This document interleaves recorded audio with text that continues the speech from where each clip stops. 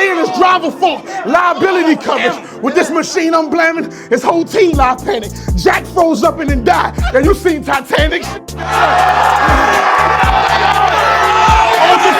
Bow to the neck. I mute this audio. Your youngest son, bow to the chest. Reduce his cardio, then bow to take your princess from you. Super Mario, Basically, I'm coming at him. He's strapped in, I smash in. Both his hands with a hammer. How he gonna use his strapped in?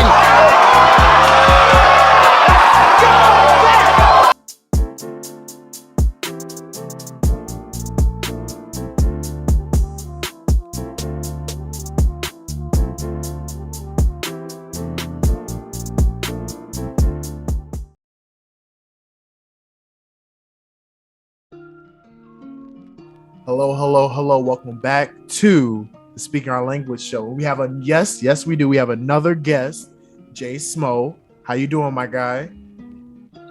Doing good, man. What's up, y'all? It's JSmoReviews here. You know what I'm saying? All types of battle rap history, bar for bar reviews, all that. This is my boy, you know what I'm saying? M-Lang, happy to be here, man. Happy to break this down. Nah, man, I've been wanting to do this with you for a while because I really appreciate your work. I really like working with up-and-coming, bloggers, since I myself is an up-and-coming blogger. And, you know what I'm saying? We both have the same passion about particular topics and particular things. And we are going to do an entire gauntlet of Rappers Pentagon. So if you guys are familiar with my channel, Rappers Pentagon is pretty much top 5 stuff. But this time around, we're actually going to do battle rap categories. Yes, we're going to do top 5 all-around battlers of all time, top 5 pins, top 5 anglers, top 5 performers, and top 5 punchers, and top 5 freestylers. So that's 6 different categories that we're going to cover over these next couple of episodes. I won't be releasing anything else but these. I want these to get the right attention and the right publication, just because, you know, it's been a while since we actually documented who is the top of what in the past few years. You know, the top 5 pins, or top 10 pins, came out in 2016, and Jay Black did that. And a lot has changed since 2016. So we just wanted to document and have a dialogue over who we think is at the top of each category. And we're going to as well. All time as well. Who's the top? These top 5s that we're doing, you know, we're based off of all time. So if you see a guy, you feel like we're missing a guy that's like really kicking it right now, you know, we didn't miss him. This is just more based on legacy and like who up to this moment in our history, you know, is our top 5 anglers, is our top 5 pens. So get my list ready because we have a lot to cover, and we're actually going to start off with probably, you know, both of our favorite category, you know what I'm saying, pins. We're going to start off with pins, and before we get into the top 5, we have to do honorable mentions just because we don't like feeling like we're leaving anyone out. So we're going to start with the first honorable mention for pins, none other than 40 bars. When you think of 40 bars, what's the first thing you think of, JSmo? Easily the best lady schemer, you know, in battle rap history to me. The way that she's able to tie multiple references and schemes, you know what I'm saying, pretty seamlessly. It's like a no-brainer for me on that when it comes to, you know, internals, just a little witty wordplay here and there in terms of replay, like which female battler can you watch back and get, you know, the most content out of the second time around. I just think definitely amongst the ladies, there's nobody with a more layered pen, and really just in battle rap history beyond just the ladies, her skill set belongs here, you know, no matter what, as one of the top pens in battle rap. I agree. When I think of, you know, 40 bars, her name has bars in it. You know what I'm saying? So like, you know what I'm saying? I think of a lady that literally has ran the game off of just her penmanship alone. Can she get aggressive? Yes. Can she perform and move around a bit? Yes. But she's literally like risen to the top off of the stuff that she's writing down on paper and performing to people. I think she's the epitome of what a pen's supposed to be when it comes to, you know, attention to detail in every word, not even every line, every word. So we have to give kudos for 40 bars because she's been running female battle rap for a while. You know what I'm saying? She's the queen of the ring. You know what I'm saying? And that's not a small feat at all. Like, that's amazing. So that's our first honorable mention. Our second honorable mention. This is going to be a little bit controversial depending on who you tell this to. Iron Solomon. Iron Solomon is our second honorable mention. Iron Solomon is one of the more foundational pieces when it comes to written material, when it comes to scheming, right? He had this whole little blurb that he gave to Chilla about like, yeah, like that scheme that you do now, I did that math years ago. I had probably one of the best schemes of all time with the subject scheme or whatever. When I think of Iron Solomon, I think of a guy that is extremely layered when it comes to penmanship. A guy that uses his pens in a myriad of ways, whether it's angling, whether it's the multis, whether it's the double entendres he's able to, craft, the schemes, obviously, just a person that's a good all-around pen and is heavily reliant on what he's saying as opposed to all the other stuff that goes into battling, the performance, right, and stuff like that. And I think what makes Iron Solomon so great is that he has great penmanship, but he's also a great rapper too, and that can enhance what is written. Like, you're able to say it a certain way, in a certain cadence, in a certain flow, seamlessly. It just enhances what you wrote down. So I have to put Iron Solomon in that conversation as well. What do you have to say about Iron Solomon? It's almost pretty cut and dry when you talk of a legend of this magnitude. One, Iron is really an amazing all-around battler. He hits very high marks in multiple categories. Pen is one of them. And especially when it comes to the pen, you don't have to look further than examples, especially versus Disaster and Rum Nitty. And Iron is limited to about 9 to 12 battle catalog. So in that amount of time, what has he done? You see that a lot of them end up being very, classics, such as the two I named, or battles like versus B Magic, versus Chilla Jones reflexes his pen. And specifically in his Rum Nitty battle, his he licked shots, it was a DNA and a fabric scheme. So one of the rare double schemes where it's a scheme, and when you say it back, it's another. Sometimes, that can be forced writing. You might see people force it, but he's one of the few guys that does it, and you see like, no, there really is a double scheme there. That takes a lot to do. And also, just like we said with 40, and like we're going to say with a lot of people here, wittiness and replay value. You go back, there's even little setups that are about half bars that still are doubles. It's very intricate down to every last word. He makes the most of every syllable. And I think it's a no-brainer, to mention Iron Solomon here in the honorable mentions. Yeah, and another thing that we're taking into account is also, right, their pens being tested against other pens. Iron Solomon is one against, the B Magics, the Rum Nitties, the Chilla Jones, the Ilmax. Like, so some pretty dominant, pens in the game for years, and and he's pretty much been unscathed. Yes, pretty much been unscathed in those battles. There's not that many times I can say like he went into a battle and someone outwrote him. They may have out-battled him. They may have performed better, projected better, but I can't say there's been that many times where someone's material was that much better than his. So that's the second honorable mention. The third honorable mention, we're gonna do an up-and-comer, Kid Chaos. Kid Chaos is an honorable mention. I know it could be a little bit early for some people because his body of work is not that expansive, but the stuff that he's done just from 2019 to now is kind of ridiculous in terms of the stuff that he's able to pack into a 30-second frame, and he's one of the few people that can scheme but angle within a scheme as well, and that's not easy to do. To do a scheme that's pretty much more word association / listing or whatever, and apply that to their opponent is pretty difficult. Alongside, the conceptual stuff that he does in his writing, whether it's the attempt that he had with the theater or the story of Danny Myers, whatever, even though it kind of fell flat in the third round, but just overall concept of that is really, really good. Or just the postal scheme that he had against Jay Kruger, and he also has a way of making the simpler bars very intricate or whatever. The there and there is kind of that's simple, but the way he was able to deliver it and the setup to it is what makes him one of the better pens out of his class and out of all the newcomers. So I have to give a shout out to Kid Chaos.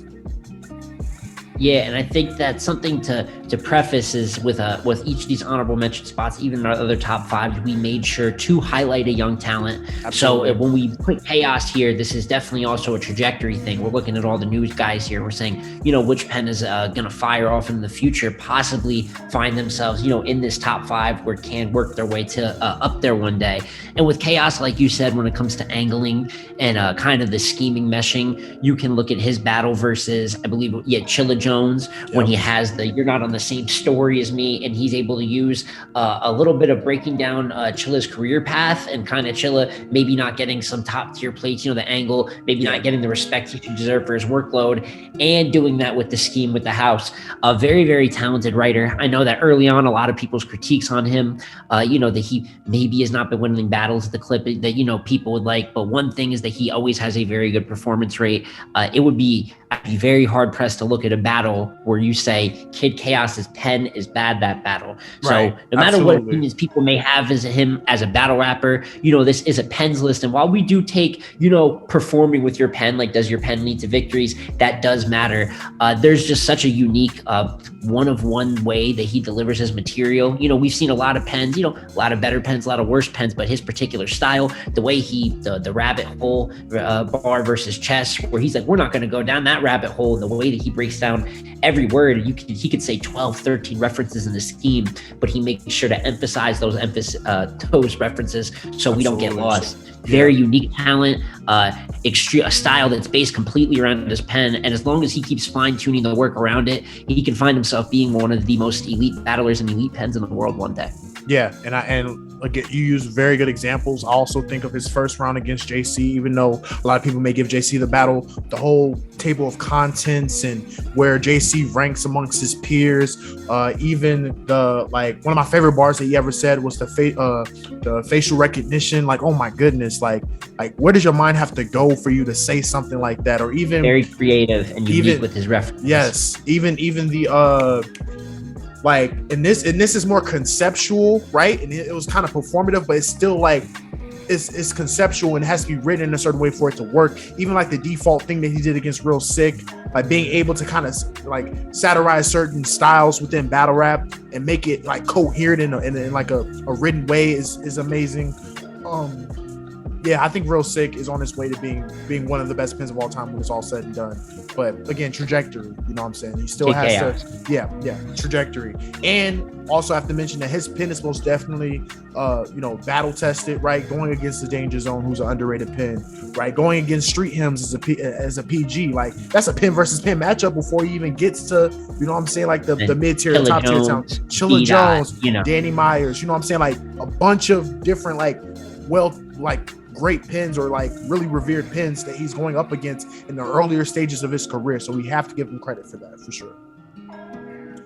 Our next honorable mention, and these last two were really close into jumping into that top five, those top five spots, but it came down to a couple of things and we'll get into that in a little bit. And with the top five spots or whatever, we're going to be very descriptive as to why one person is ranked where. We're going to talk about their weaknesses. We're going to talk about their strengths, and you guys will understand why we have certain things, placed a certain way. But our second to last honorable mention is none other than Smack Boys, the Danny Myers. Danny Myers is a pen that, when is pushed to his maximum potential, can say some of the most incredible things that's ever been said in battle rap. Whether it's the conceptual thing with the Who Am I, whether it's the space, time, and continuum, whether it's all three of his rounds against Chilla Jones, whether it's the K Swish against K Shine, just incredible pen. I think that over time, he's progressed from being a regular puncher into an overall pin.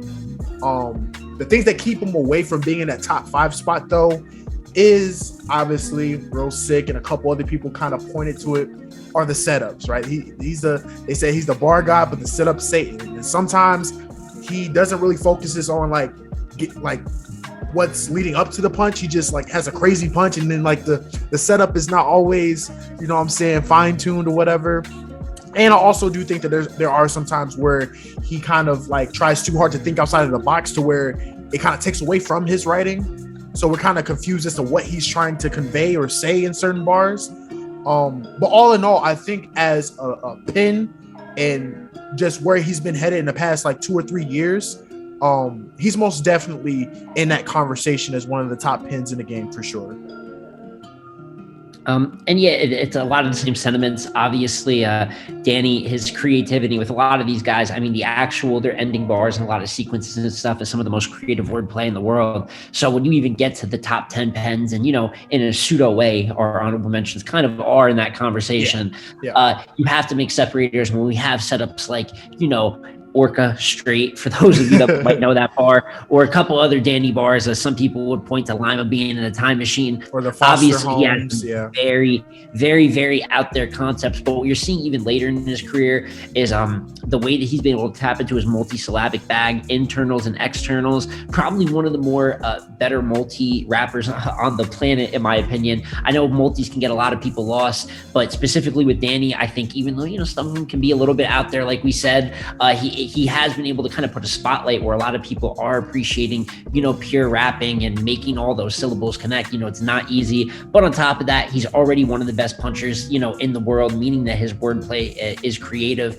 And I think as he steps up as a battler, as time goes on, even for, his older age, he's becoming very well-rounded, Absolutely. Performance and all that. So as more of an elite battle rapper he comes, maybe the pen takes a little bit more of a backseat to some of these the freestyling and some of the new skills that he's developing at an elite level. But, anyone will tell you there's a reason he calls himself the bar god, and a lot of people, kind of abide by that and give him that respect. He is one of the best pens, just one of the best bar for bar guys, and therefore equaling one of the best pens, in the history of battle rap.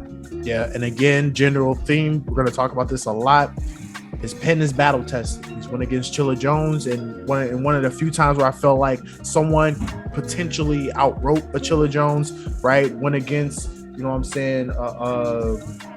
went against, I'm trying to think of other great Kid Chaos. Obviously, he went against Kid Chaos. B-Dot had one of the best battles of his life. Classic. You know what I'm saying? So his pen is most definitely battle tested. So he's went against other great pens in the process. And I feel like that's the best way you can kind of test how great your pen is if you're going against another one. Because in a style clash, like, it's very easy for like a pen guy to outright somebody that's usually a performer or somebody that's, usually like, like excel at another category for the most part. But when you're going against someone that excels at the same thing you excel at, that's when you see the levels. That's when you see like where does your pen rank amongst the elites. But we have to talk about Danny Myers in terms of like one of the top pens. Last honorable mention, and this was another guy that was very, very close in jumping into that top 5.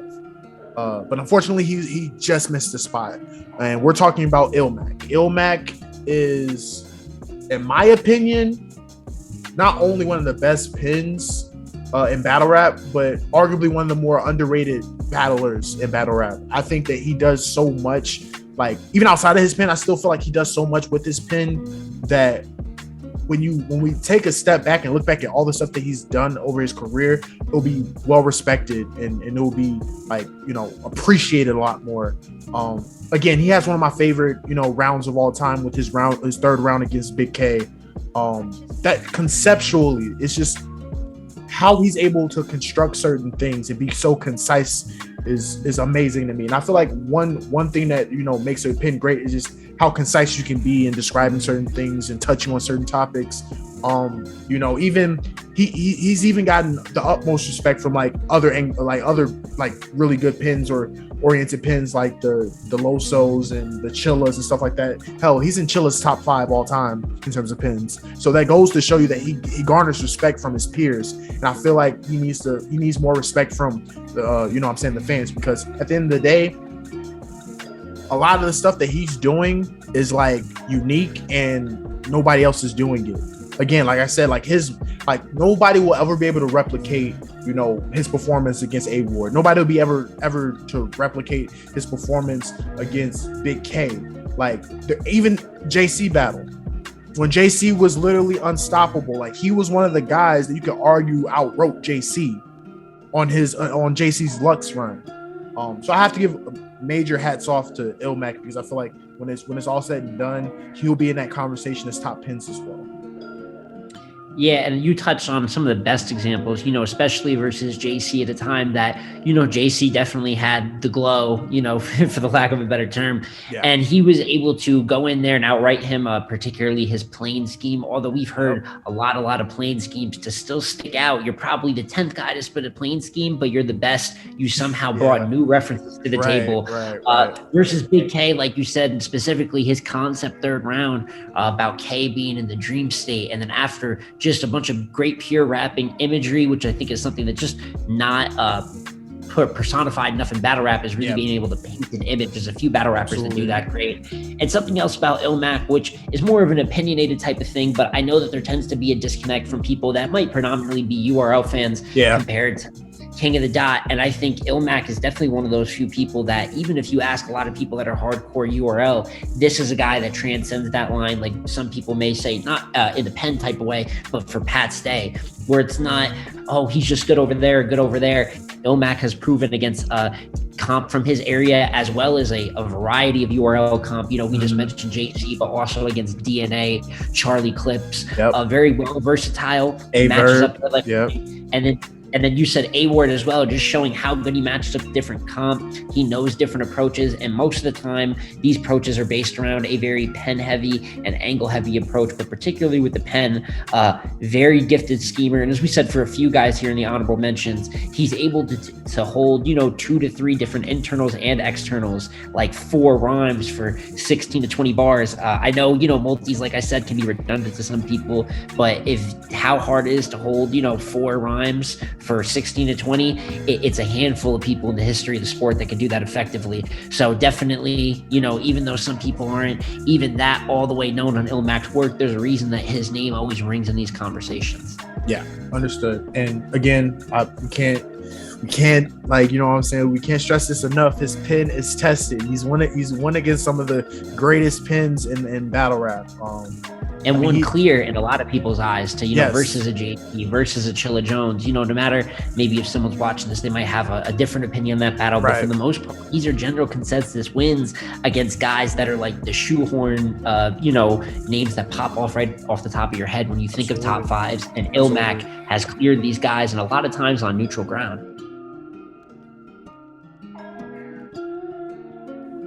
And now this is where we get into the controversy. Is where it matters. At number 5,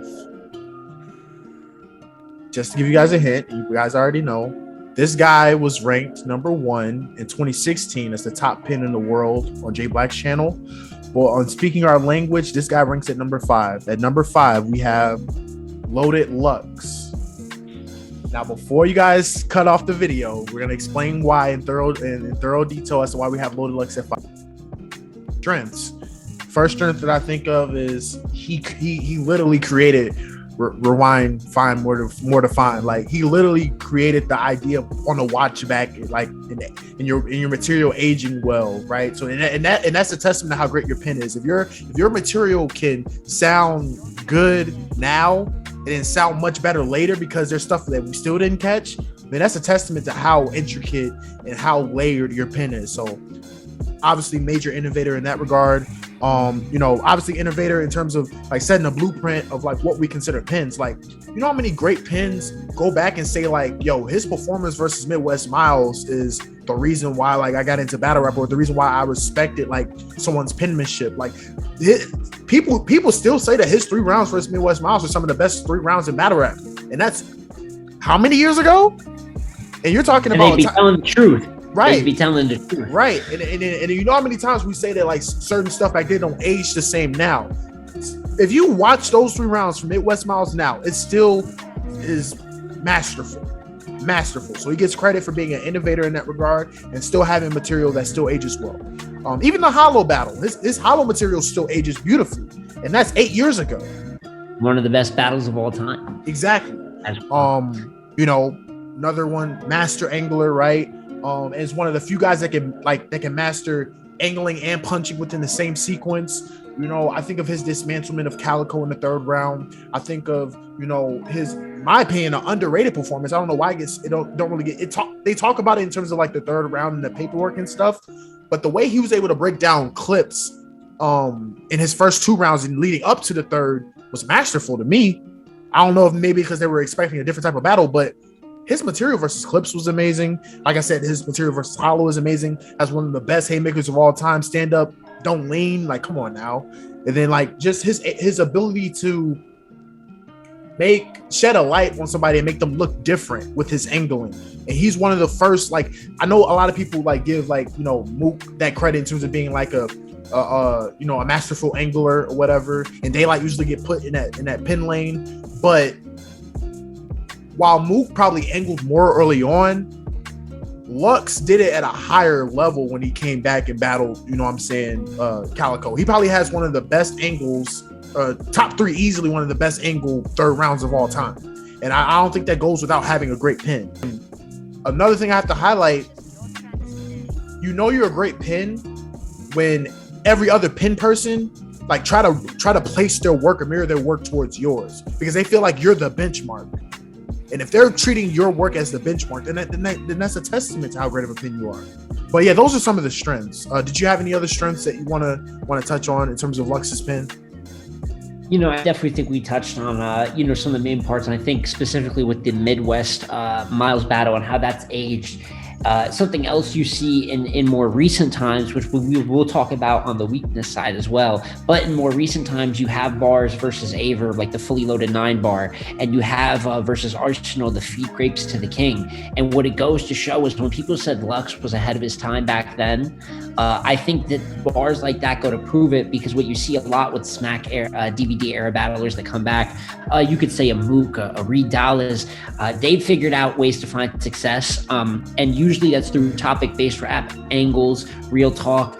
It's not really based on super creative writing. Yeah. I think that even a big critique a lot for Smack DVD era rappers that come back is they tend to use a lot of outdated bars. They tend to say stuff that we've heard before. And with Lux, even though I think he is a little bit susceptible to that, he is able to show much more, I think, creativity on a consistent basis, where he says bars where you get with other elite pens, you're like, man, how have I never thought of that? Or man, I really have never heard that before. So I think that especially for a Smack DVD era rapper, he has the creativity of a top tier. And as the pens, from 2015 and on, we see the level of writing from his era and on, even before then, has, went up every year. I also think you can clearly see in Lux's, bar to bar stuff that his creativity has also risen with the times, which kind of separates him from a lot of the people in his class and his era, as it seems like his pen even, has stayed pretty on level, which is why he's here in the 5. Yeah, no. Now we get to some of the weaknesses and the reason why he doesn't move up the ranks. And we're going to be, and when we give this, right, it's relatively speaking, being the 5th best pin of all time is still kind of crazy, especially for someone like Lux that's been in the game for so long, and the game has went through like three to 4 different types of waves and changes, and for him to still be in that, like that talk is amazing. But some of the weaknesses that kind of keeps him from going up in terms of rank is the scarce body of work.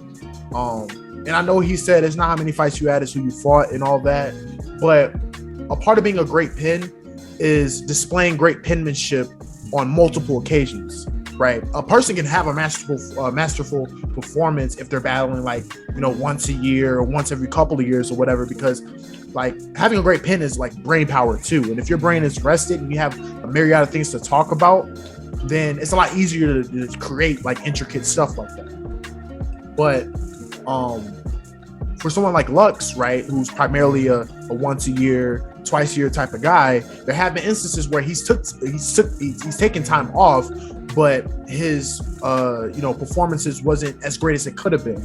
The first thing I point to is the surf battle. Even though that overall battle was not really was a letdown in general, and he still had to win, right? The expectation that we have for a Lux that's been sitting out for about a year or so, we're expecting like some masterclass like penmanship, right? And we kind of were left with like a couple solid angles, but not that much that we can really cling on to. And then when you compare his body of work to other people that's battled, like, it's more pen heavy. And hell, we've said that, like, the major critique with Lux is that, like, his pen hasn't really mirrored another pen in today's game. So that plays a role too. It's like your pen is great, but that's relative to the style clashes that you have. How great is it going against pens now that's been battling 30, 40 plus times and still have amazing things to say? So that's one of the weaknesses I have. Did you want to touch on that a little bit too? Yeah, and I think honestly, the 2 points that you kind of signaled there for me really are the only 2 weaknesses, and that's why I say specifically, in context, those are the weaknesses. Because when it comes to body of work, it's not like we're per se critiquing his pen dead on. But the thing is that when you are with the other greatest pens, we're talking about guys that not necessarily, you got to be battling every 2 weeks. Like people may take that. But we're talking about guys with 30 to 40 battle catalogs at the absolute minimum.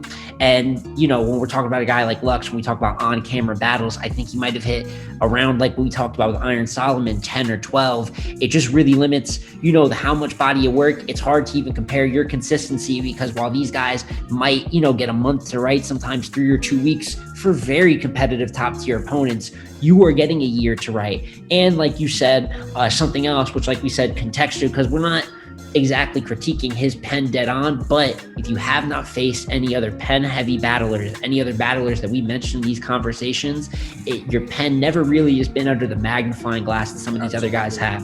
And we know, we talk with future matchups, knock on wood that it actually happens, that Daylight versus Lux, which has been rumored to be going down near the end of this year, Lux versus JC, Lux versus Chilla, Lux versus B-Dot, all these different names that we could bring out. These are all matchups that we seek after, because we want to see, when compared against another pen, another guy that's scheming and not trying to real talk or not trying to angle you, does your wordplay hold up to his? Have you been outwritten? Because obviously, I don't think it's hard to not be outwritten when you are facing real talkers, Calico, Geechee Gotti, a Sue Surf who wasn't able, to complete the objective. I just think that it's obviously opinion based, and if someone wants to say, for the body of work they've seen, they think Lux is top 3 or the best, there's definitely an argument for it. The guys in this top 5 aren't separated by that much. It's very minimal when you get amongst the all-time greats. But we need to see, when everyone else has a 30 to 40 battle catalog, and it's mostly top tiers in there, I just need to see more work. It's hard for me to just distinguish and say, look over all of their matchups against other pens and all the work they put in just for your impact, because impact lasts forever. This man's going to be, it could be 30 years from now, he can never battle again, and he's still going to be one of the most popular ever to do it. So I know nostalgia and impact plays a role. He influenced a lot of guys in this list, but in order to keep climbing the list, you need to put in the work, that at least half the work that we see these other guys putting in against top competition. Absolutely. I agree with everything you said. I can echo every sentiment. Again, this is relatively speaking. Him being number 5 with all the years that he's been in the game is still amazing, considering that he hasn't had that many battles. He still is in that conversation. So salute to Lux for making the 5th spot.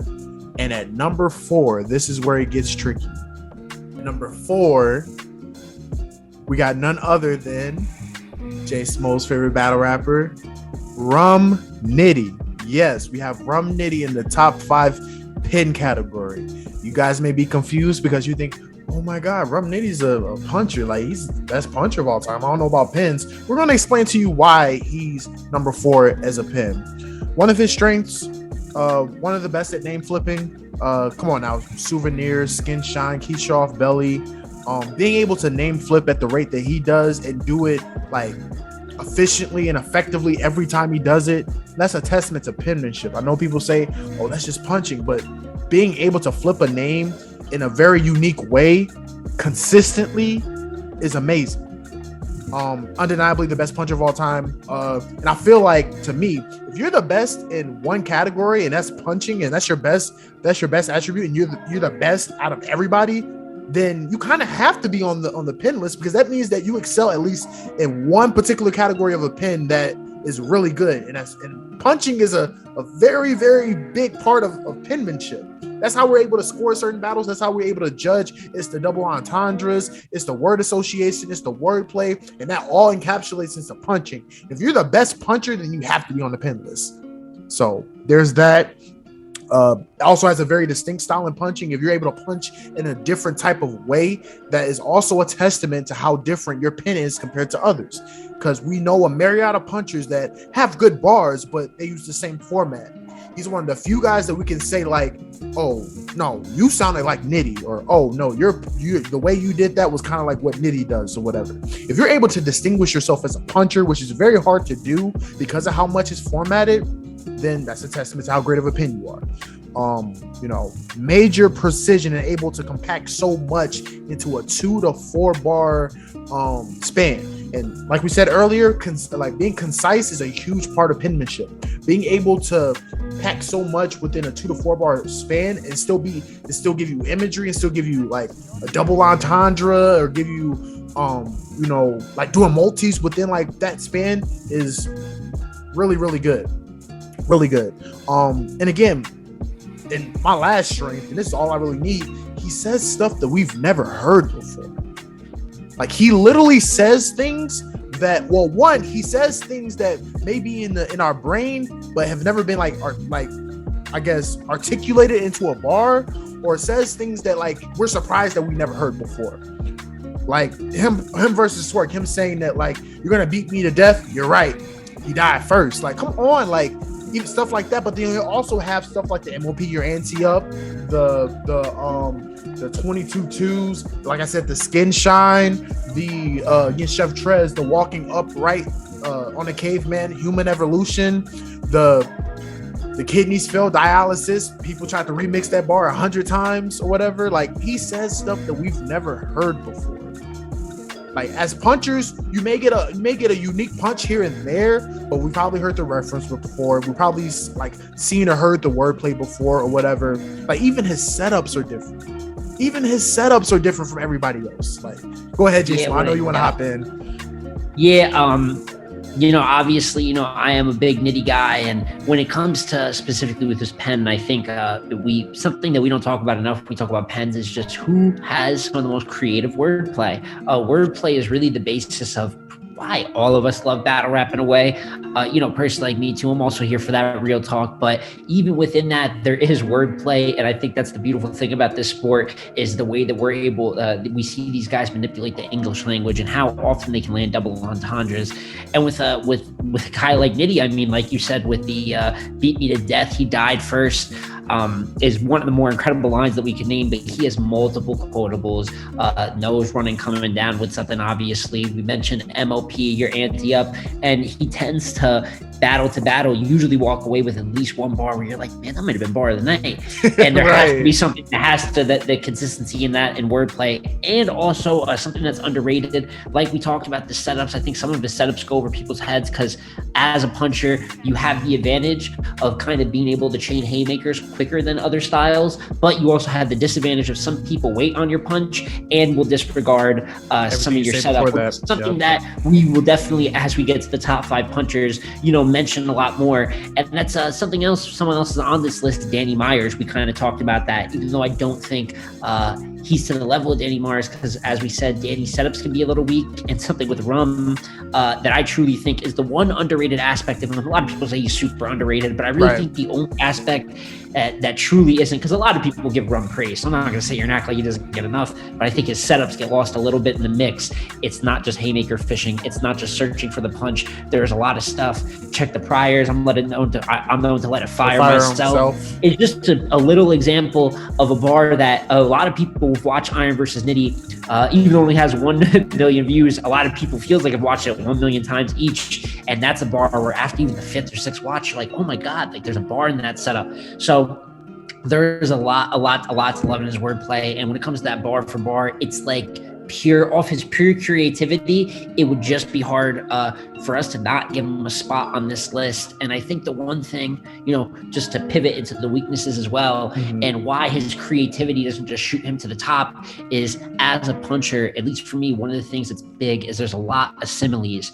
There is a lot of this and that's an advantage he has as a puncher. And when you grade someone as a puncher, we're obviously not gonna look down on them for similes of that nature, but particularly for the pen, what we're gonna see here with guys 1 through 3 is they're able to do a lot more elongated schemes. And while I think Nitty does a very good job taking advantage of every word and every syllable, he is a puncher, so there is just a lot more similes, which does make a bar easier to get across.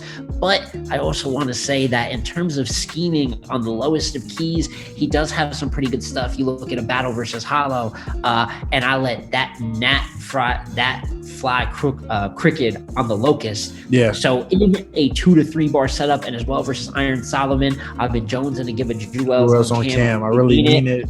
To fit 4 or 5 references on one topic, particularly the Dipset one-on-one song, which is insanity, but to fit all that in 2 bar setups, which he does every once in a while, that's just another flash of, it's not just punching. He has other stuff in there. There's examples he can give. The punching is the forefront of his style, but he's a little more well-rounded with the pen than I think people will give credit for. So for me, I do understand as a puncher, the similes makes it a little easier for him, but just off of the pure creativity that we all know this man has, and how did he think of that type of bars? I think Rum Nitty has to be a part of this list.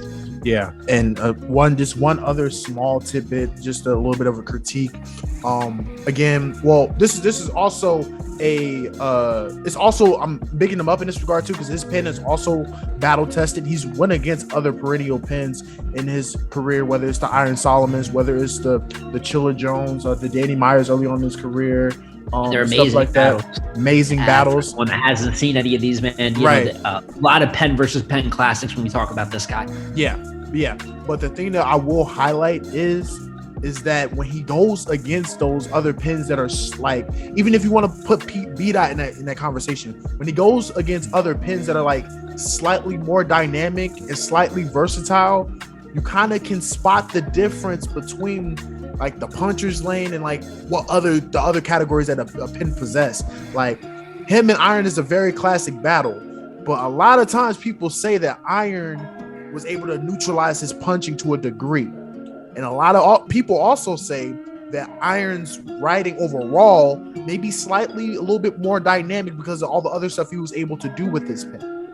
And that's one of the things that I'll have to point out is the fact that there are times when Nitty goes against an angler, goes against someone that's a little bit more well-versed in other categories when it comes to or other components of a pen. You can kind of see the difference between what Nitty does and what other pens do. Like even the JC battle, JC was able to incorporate a little bit more than just your run-of-the-mill, just like punching haymaker stuff. But again, that's me bigging him up, and also like a little bit of a critique, because I think it's amazing that he's able to still have bouts with some of the greatest pens ever and only really rely on punching, right? But at the same time, you can kind of spot the difference when he's going against pens that are a little bit more well-versed. This is going to get us killed too, but I'm all for it. At number 3, we have Daylight. At number 3, when you think of Daylight, you think of incredible rapper, futuristic bars, someone when he is 100%, someone that is like a rocket, like he when he's going 100 miles per hour and he's able to get all his material out, like you're just overwhelmed with how much he's able to like say in like a 10 to 20 minute span. Strengths off rip, has the best wordplay ever. I feel like in terms of wordplay, the expansive wordplay and him being able to do continuous rhymes for a full round stretch, or him being able to like put certain words together to create another word, like his wordplay to me is second to none in battle rap. Just my opinion. Like I said earlier, right? He's also one of the best elongated schemers, right? His ability to do a rhyme scheme for damn near 20 bars against the Charlie Clips or whatever, against other people, right? And then even his elongated scheme, JSmo loves his second round against Rock, where he does a whole galaxy scheme for a full round, and is able to incorporate so many different Rock references and stuff like that. He's also a part of that same Lux cloth in terms of the rewind. There's more to find. he's literally the modern day definition of, you may not get it now, but 10 or 15 watches later, you'll understand or get it. So he's a part of that. The ability to package simple bars in a compelling way.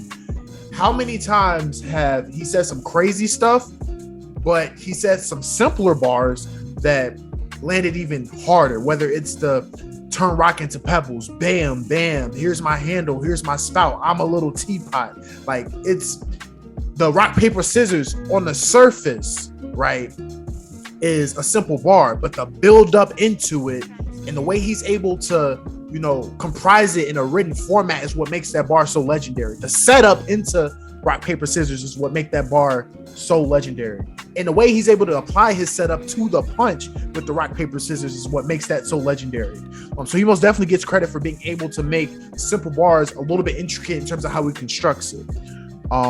Again, conceptual rounds, whether it's the Mortal Kombat round that he did against Chilla, whether it's the Matrix thing that he was able to do against B Magic. I know a lot of people may say like, well, you know, that's more performance because it was an antic because, you know, he had people come in and yada yada yada, but him still being able to construct that round and write it to a certain way where it's somewhat coherent, and the punchline of making magic disappear is genius.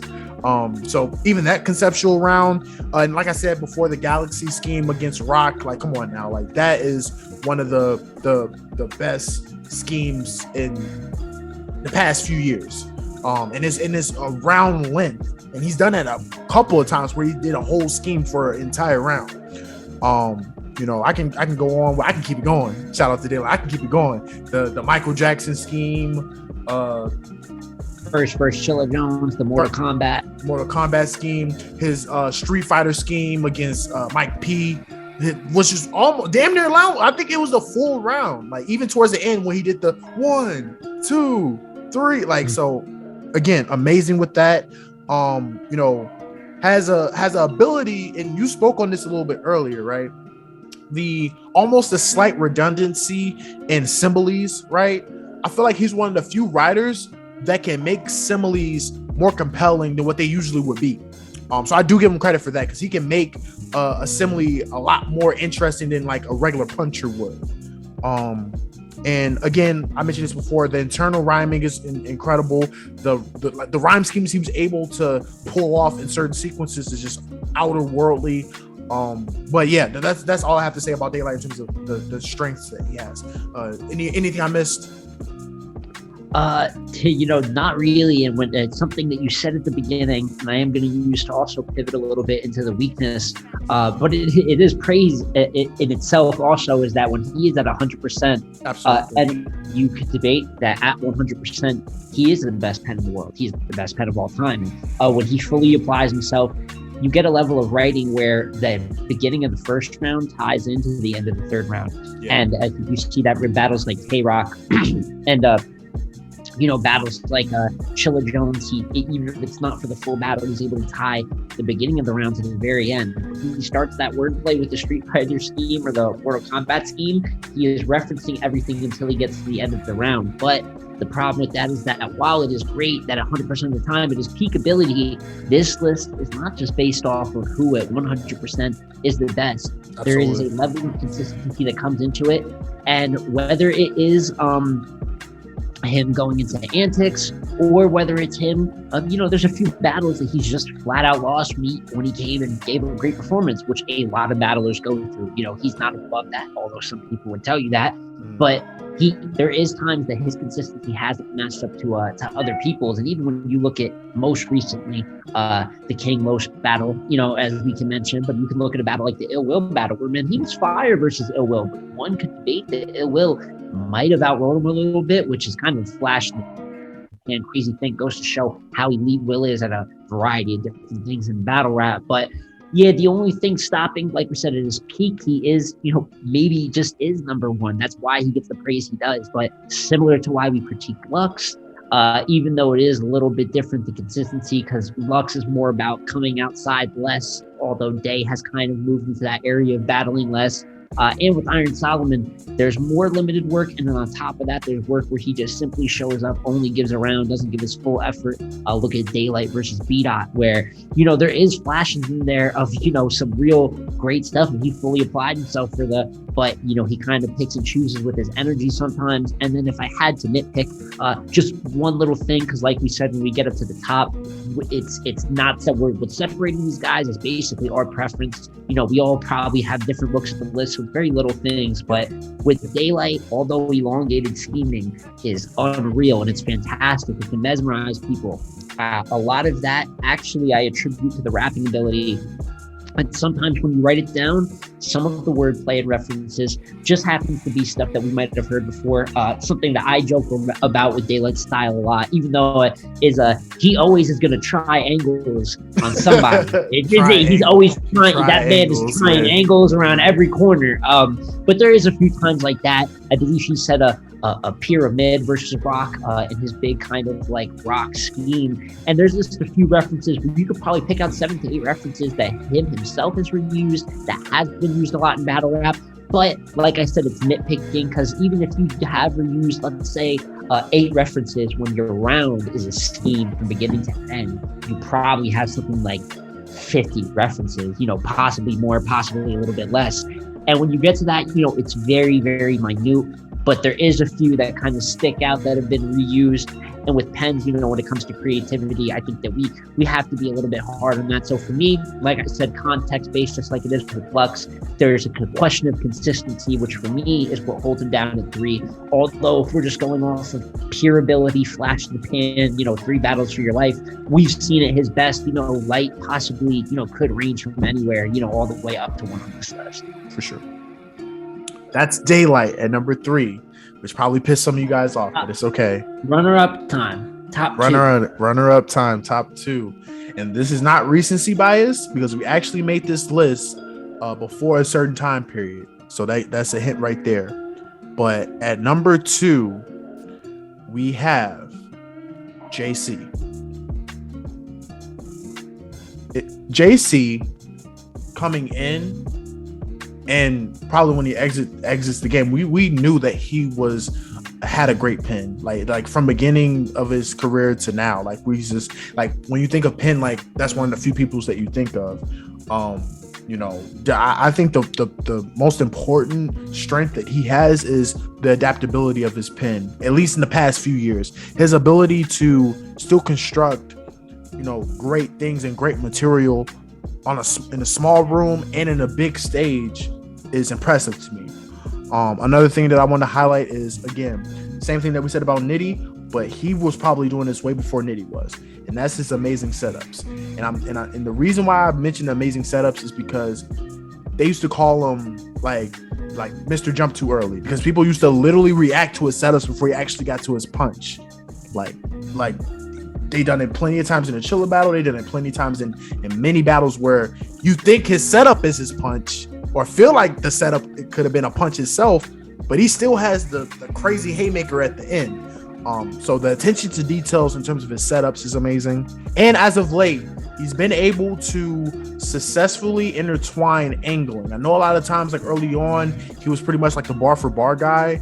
And, he's actually, if you really go back and watch some of his battles, he's angled a little bit. He just hasn't really elongated it. Like, he'll have a little bit of a thing where he'll pretty much break down his opponent and pretty much show, pretty much have a sequence where he pretty much says that, like, his opponent is inferior to him in some fancy way, because he's probably one of the more condescending rappers in battle rap, you know what I'm saying? Like, put it lightly, you know what I'm saying? And pen wise, right?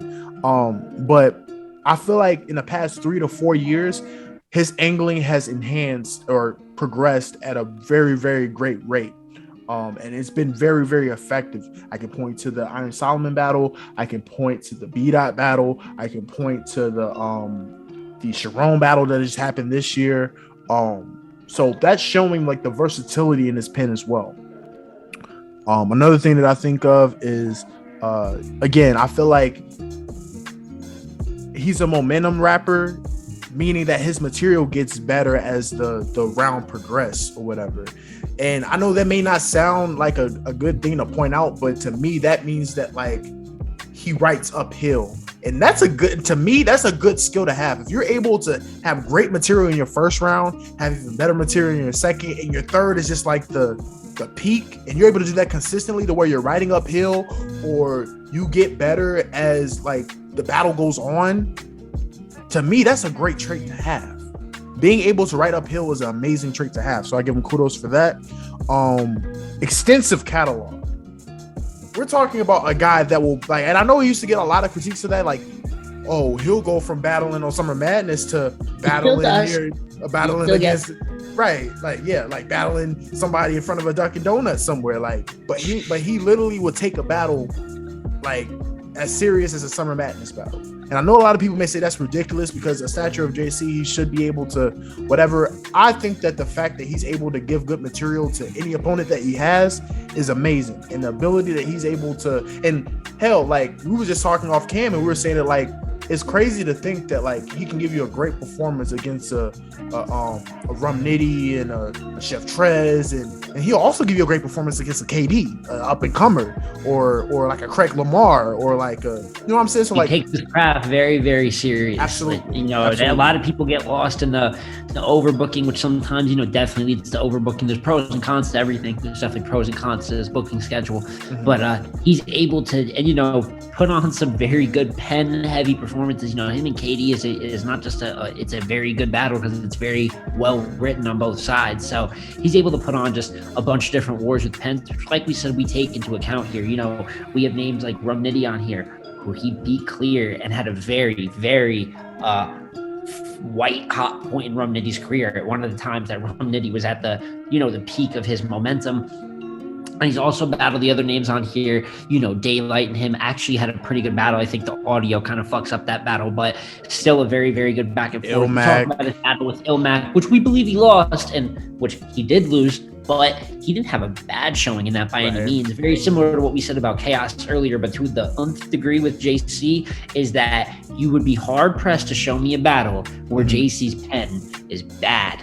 And one thing that sticks out for me, and for anyone that's very heavy on like YouTube, maybe isn't forums such as like, you know, looking at YouTube comments, Reddit, really anything where battle rap is discussed by, you know, some very passionate fans, is that I don't know if any person has won more battles on cam. And we know we've lost a little bit as right. went on, but in the winning on cam, I don't know if more opinions have been changed besides a JC battle. And just to name some specifically that are on the app, you know, a lot of people, including myself, thought that Sirius Jones kind of leveled up on him on Volume 8.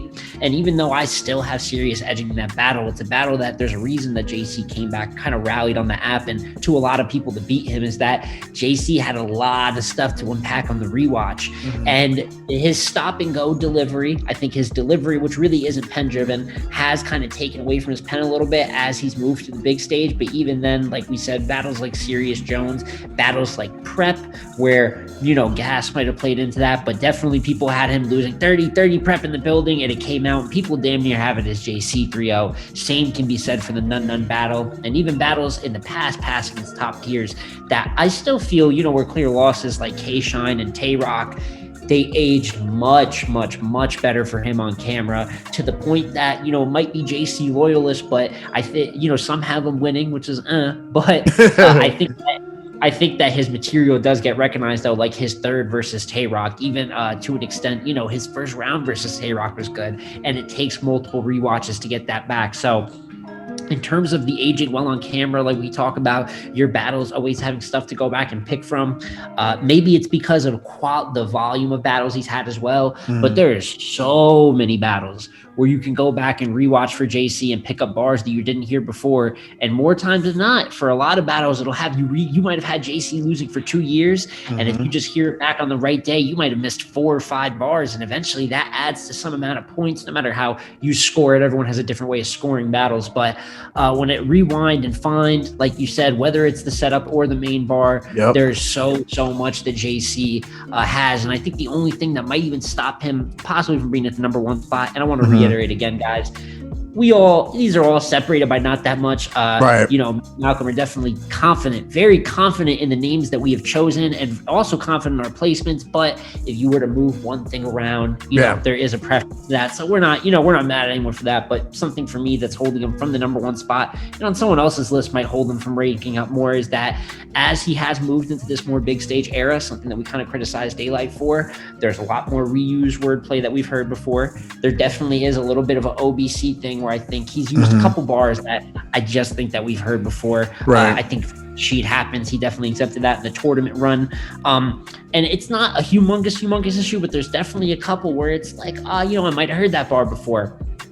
And outside of that, obviously, with how Elidi's been on the big stage, a lot of that has to do with the stop and go delivery, as I call it, where I know and I'm the best, you know, and all that. Right. And it helped him as a battle rapper. Some people don't like it, but obviously on the big stage, it adds to his crowd control and presence, and him kind of taking over the room. Sadly, it definitely involves him having to dumb down the pen a little bit, which I think now, since we're on a 4 or 5 year stretch, and I've said it before and I'll say it again, I personally think at this point, JC is a better big room battler than a small room battler. He's one of the best in the world in the big room. He has sacrificed a little bit of pen. So that's the thing, maybe holding him down a little bit, but obviously, like we did with pretty much anyone else in the top 5, it's nitpicking. It's the little things that separate these guys. There's a reason he's runner up on our list, and it's because he is one of the best pens in history. Yeah, and to tag along on some of the points that you made, some of the weaknesses, right? OBC, right? And he's also been caught a couple of times outright recycling certain things or certain lines and stuff like that early on in his career, and even certain segments or whatever. Section in his third versus Tay-Rock, although it's a great round. I believe there is a 20 to 24. Where he did a segment. freestyle. Yeah. It was from a battle that hadn't released. Definitely jammed him up a little bit, but there's been a few instances he has been called out for that. Yeah, or even like the overuse of certain references, right? Like he says he's Mr. Friday bars, which is dope if you're still able to come up with like certain concepts and stuff like that. But overuse of references, and also just small nitpicking, you know, just there have been certain instances where someone who may not have been more dynamic as a pen as him has outridden him. Like I felt like, you know, he's went against the Loso, and like Loso may have like had better material on paper than him. Went against the Twerk in a small room and had better, you know, material on paper than him. Av as well. And I feel like, you know, while he is a guy that can transcend small rooms, I do think in the past, you know, couple of years or so, his winning percentage in a small room, where it's solely predicated on your bars or whatever, you know, hasn't been as potent. Like early on in his career, it's like if you have a JC in a small room, you're like, I don't know. But like now, it's just like people are not as like, you know, scared to take JC in a small room, because they've seen like a couple of people, like even like someone like a Charlie Clips who rematched him for a 3-round battle, was able to get the upper hand on him in a small room battle. Like I said, Twerk, Loso, those guys. But those are small nitpick things. One thing I wanted to highlight before we get off of this particular spot, if you look at this list of everybody that we mentioned, outside of 40 bars and outside of Lux, JC has faced everybody on this list, including the honorable mentions. That's incredible. That's a testament to how much his pen has been mirrored towards the next person. So I give him major kudos for that. And before we get into the number 1 spot, we're going to take a little small brief intermission, and we're going to show you a couple of clips of everybody from 5 to 2. Talk it like I walk it kind of attitude. You know, it's real good that he gave you pride. Every son should be proud of his father. And I look at my little one, and I want the same for mine. That's why when I look up at you, I see what he can go through when a father don't take the time. That's what they mean. How they gonna follow a junkie? Be a fan, not a fiend. And you, be a nigga from Queens, not a queen. Man up, cause stand up niggas don't lean, nigga. Dirty laundry to make sure it get clean. That's the same thing your pops, when he got indicted, tried. Talking like he fighting crime. Agreement got ripped up when he tried to tell him psych. I lied, but that's why he got.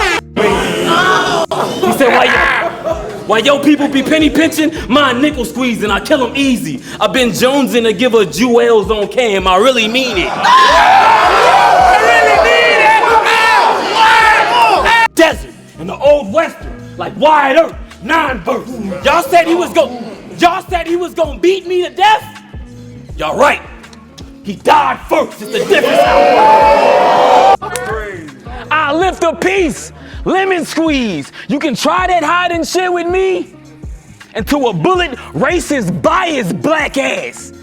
You gonna need a bigger tree, my nigga, please. A true nigga. But either way it go, you gonna be a killer. Follow the rules, nigga. Steve Urkel showed y'all that if a square randomly get a machine, then out of nowhere he a cool nigga. If I chase a nigga, block break a nigga, funeral homes, box wake a nigga, you get the open hand, the fist, or the deuce. Rock, paper, scissors.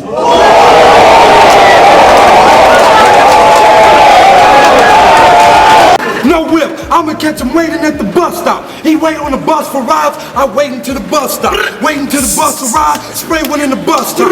Leave you on the bus stop, lay with a bus stop. Don't mean it's a gold rollie, it mean your watch broken. Stop joking, the foe on me. And it got kicked like the glow on me. Pack up safe and hit the road, or get ate with the diesel like the Fro Kobe. Look at it's a lot of niggas rapping about cartoons, nitty. I like burners. I don't got shit to say about anime. I'm Ike Turner and the shit's physical. Cause when JC black on the Jew, it gets, yeah, JC black on the, that's cause we the originals.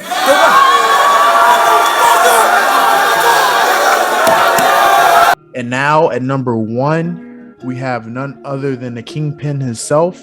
There's nothing wrong with him being put at number 1 because he literally exemplifies what a pin is. Going into his strengths, right? First things first, again, the same thing that we said for Nitty. If you are number 1 in a particular category, that means that you are like the best in that particular thing, and that exemplifies like your penmanship. And while Nitty is the best puncher in his category, Chilla Jones is the best schemer in his category. And scheming, I know some people have discrepancies of like, oh well, you know, anybody can scheme, yada yada yada. But early on in his career, he was a back-to-back schemer, and I don't think people realize how much goes into back-to-back scheming and what it takes to be a great, like how great of a pen you need to do back-to-back schemes for a 3-minute rounds. That's impressive in itself. I also think of the conceptual writing, right? What he was able to do against Jerry West in the 3rd round. This Jerry West and that Jerry West. The NBA Jerry West and the Jerry West in the NBA. Amazing penmanship. The Matrix scheme that he did against Shine in the 1st round. The God Complex angle that he had for B-Dot in his 3rd round. That's conceptual. The John scheme he was able to do against John, where he literally takes like a bunch of Johns, say their last name in like a 3 to 4 bar sequence or 8 bars damn near, and then bring it back to where it connects to all different types of Johns. John Stamos, John Wick, a bunch of different Johns. That was incredible. Also think of how diverse his pen is in terms of rhyme schemes, word association, chain punching, angling, attention to detail when it comes to setups. Double entendre schemes, that's something JSmo can love and appreciate. The fact that he can able to scheme one thing and then scheme another.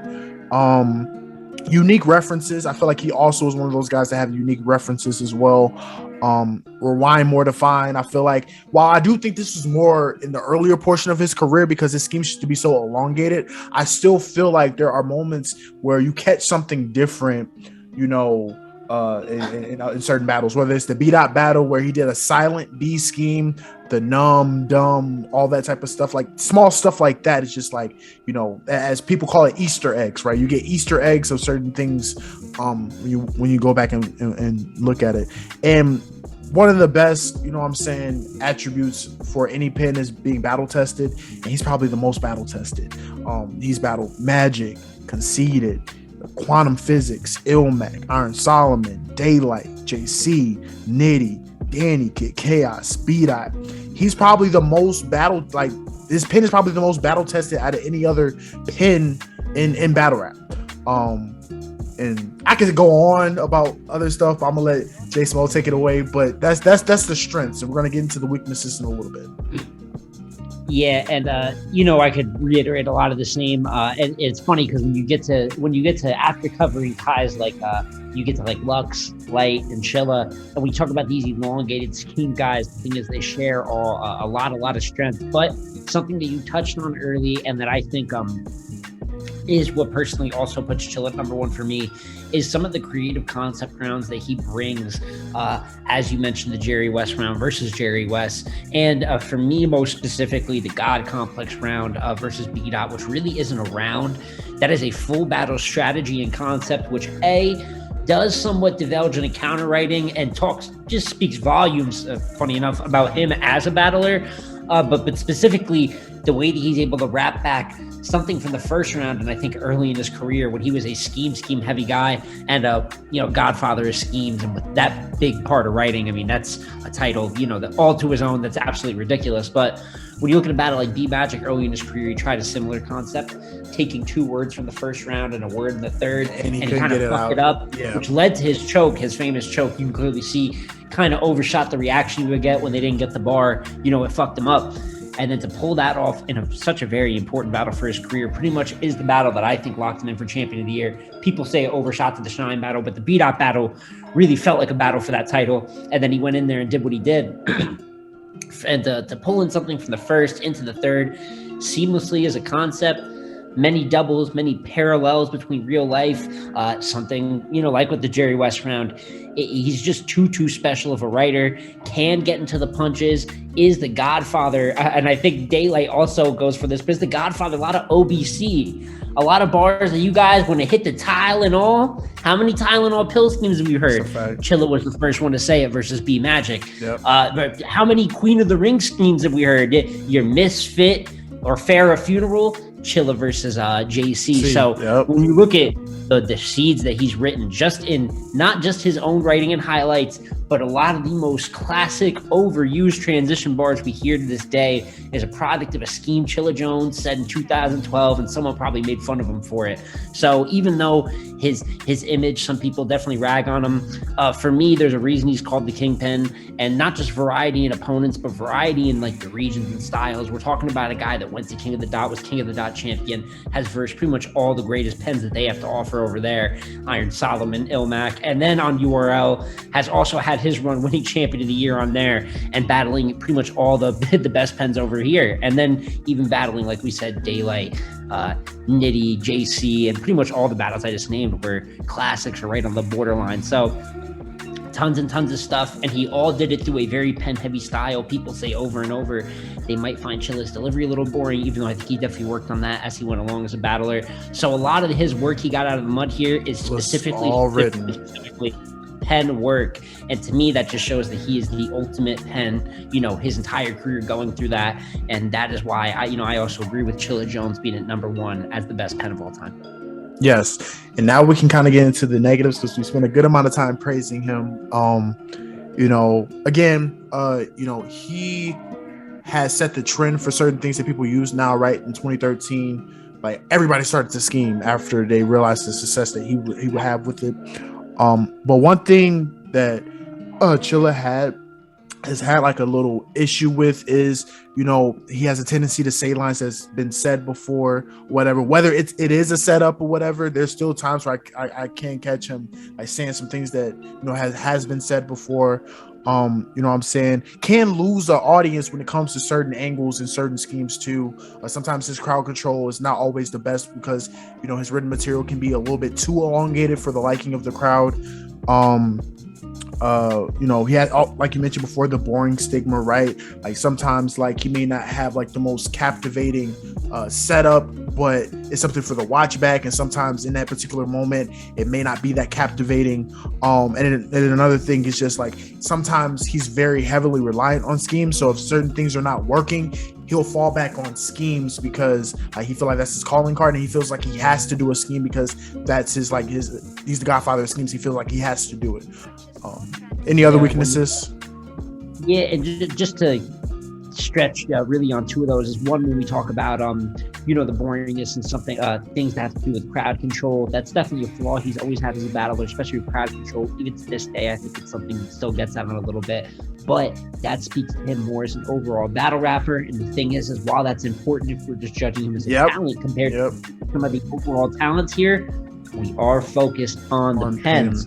So when people say things like boring, crowd control, not even to say that that's not a valid, take the hat of a valid critique, but it doesn't have super effectiveness when we're speaking on really written material and how great they're able to do written material. And all of these guys have had legendary careers and gotten written material off well. So it's not like he's just writing stuff, but it's never went over well. He's put on, like we said, countless good performances. And like you said, scheming as a crutch. I think right now, Chilla is in possibly the worst slump of his career. And so it's tough because I think right now you can visualize a lot of his flaws, like versus Serious Jones. He got into the really scheme heavy bag, getting into that the in-chill just overdoing it, kind of going back to Chilla versus DNA, another time that he kind of went scheme after scheme after scheme. But that's when he's at his worst. And the good news for Chilla is that he's been very consistent. He's not at his worst often, but when he does get at his worst, I think for as great as he is with schemes, they can get overused and become redundant. And that to me is almost the one thing about his pen that I would say is a flaw. Yeah. But though that's a very slim list of things that are critiques for his pen, but outside of that, he exemplifies what we consider a top pen. Yo, he the outside, my scouts ride. Before that fire Armageddon, I'll impale you, Jay. So cross me with that hammer, I'll spin Julian in reverse and nail you, Jay. Say cheese and Cortez gonna have your face on a shirt by the next day. See, but think about those last balls for trying to test AG. Well, all you gonna see is math on that SAT. See this? Just to get him gone, I let the Hancock, Cena Smith, hit Saya, Bow, and JD, but it was missing John. I get Madden, make the Elway worse, find out where he stay most to get rid of John. And I never been a check chaser, rolling with the pen, kneading the dough like a bread baker. Blue steel, jet black trim with a red blazer, a blazer, all different colors.